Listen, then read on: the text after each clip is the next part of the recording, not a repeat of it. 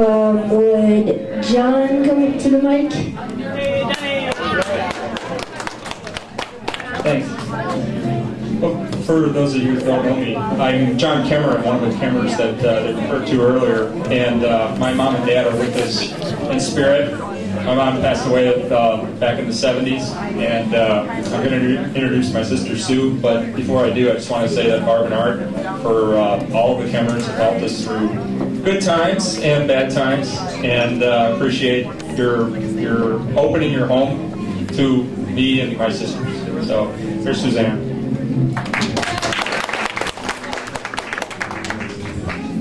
Okay, I'm here to express my best wishes and all the wishes of all of my other sisters who couldn't be here today. My brother can speak for himself and will in a minute again. But I'm supposed to say thank you and love you from my sister Kat, who really wanted to be here but just couldn't manage it, and also said she couldn't manage to organize a letter either for me to read out. But I got one from my sister Marge, which I'll read. And my sister Nita says that she gives you her best wishes and love for your 50th anniversary. My sister Nita. And of course from myself, as John said, we lost our mother rather young, and we felt always going over to the Bergs was like another family for us. They had 8 children, and we would come and show up, and it never seemed to matter that all these other kids were coming into their house. We felt like we could always be at home at the Bergs' house. We were happy about that. And then, as far as I'm concerned, Auntie Barb was the lady who really I found the most encouraging. I love all my aunts and uncles. I loved spending time with the Martins and the Rebacks too. But I loved to go over to the Bergs because my Auntie Barb was so encouraging always. One day she gave me a book, probably the first book I ever got in my life from somebody as a gift. She gave it to David Copperfield. And I read that book and I was so impressed. And I never stopped reading. I always, ever since then, all my other aunts and uncles would say, "Why are you always having your nose in a book?" And I guess I can blame Auntie Barb for that, but I loved it. It was wonderful. And then the stories that we heard from Paul about Uncle Art and Auntie Barb meeting people and talking to people and just making friends instantly wherever they went. Well, I have some experience of that. They went to Europe this summer, and they somehow met somebody who lived in Houston, which is where I now live. And this lady they talked to apparently for hours and hours or something, but when I came back from Europe this summer, there were all these messages on our answering machine that this lady was trying to find us, and it turns out when she finally got through to us, she just heard so much about me and my husband from my Aunt Barb and Uncle Art that she just had to contact us, and she said to us, "You have the most wonderful aunt and uncle in the world. They are just such wonderful people that I knew that if they had a niece, she had to be a wonderful person too, so I had to call you up." And that's how I got to meet another lady, and I'm going to maybe spend some more time with this lady. Then I've got a message from my sister Marge, which I'll now read.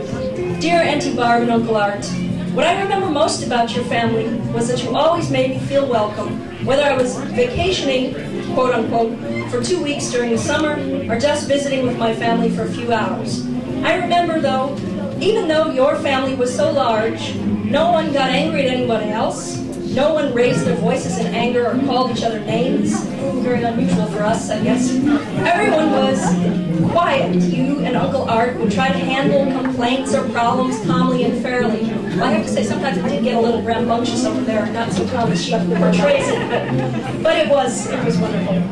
At night, before we went to bed, when we stayed overnight, we'd gather in one of the bedrooms, and Auntie Barb, you'd read to us, and then listen to our prayers. Then you'd come in and make sure we were tucked in for the night. In the morning, we'd say our morning prayers, then come down for breakfast. Everyone said good morning. This is also impressive from our family's point of view. No one hid behind a newspaper, but everyone got a chance to talk.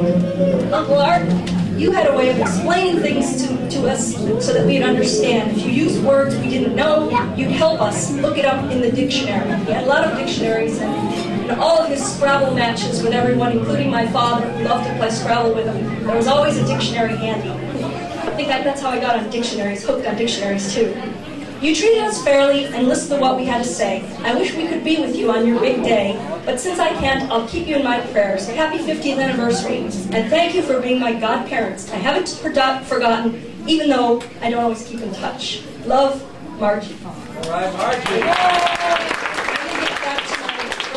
A few more words to say. Thanks. This should talk for a little longer than I thought, so I'll keep it short. I just wanted to tell a little story about staying overnight at the Berg's house, as I did lots of times, especially during the late 70s, early 80s. It was New Year's Eve, probably around 1975, 1976, and we just had a Chicago snowstorm, as we usually do. And there was quite a party going on at the Berg's house New Year's Eve. Lots of people.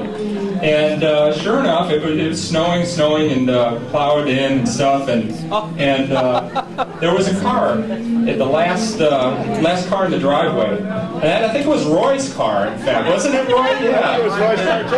Unfortunately, Roy lost his keys that evening. And somehow the Bergs were always losing things, but then things would always turn out fine. But that evening, of course, nobody could leave the home, and so everybody ended up spending the night. They opened their home and just made the best of it, and we had a really, really good time. Didn't we, Barb? Barb? Yeah. Remember that?